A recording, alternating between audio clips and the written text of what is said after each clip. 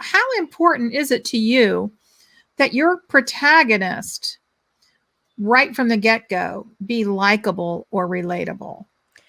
Well, it's not a driving point for me. I think that you should be interested in them and want to know what they're going to do next and what's going to happen to them. Right. I mean, that's really that's some Flannery O'Connor shit there, the mystery of character, right? Yeah. That's the question that pulls you through the story is what is this person going to do? And so for me, I think you rely on that. There's a big switch in the prologue, the opening of the book that should shock people unless they know me really, really well. And, I framed it that way because I wanted you as a reader to sort of relate to this person in a way. And then when you catch up with her 20 years later to understand how she got there. Right. I mean, that's the thing for me, especially given COVID. We're all living in trauma right now. It's true. And I remember we would go to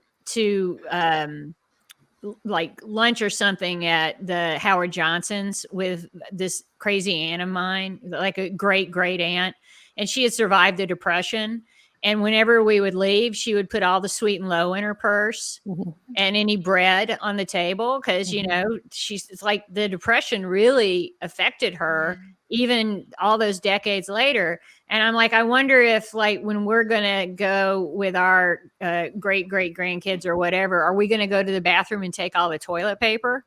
Yeah. Just hand sanitizer. Right. I'm going to be, how's this going to stick with us? I'm going to be hoarding that hand sanitizer. Someone tried to shake my hand today and I had the most like appalling physical, like diving in the opposite direction reaction. And I was like, okay, that was like a little overblown, but I'm like, who would shake my hand? Yeah. Because you know where it's been. But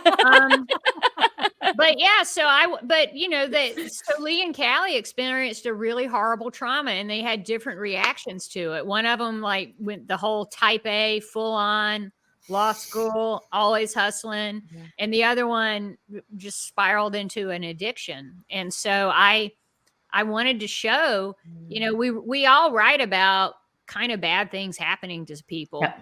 Yeah. And, usually by the end of the story, if they're not dead, they're doing okay. But I want to talk about the fact that trauma lingers. I mean, we know all kinds of scientific studies about trauma and early childhood trauma. You can have as an adult a predisposition toward depression, heart disease, diabetes, suicidal ideation, drug abuse, alcohol abuse, all these things just from childhood trauma. So, I wanted to explore that through these two characters.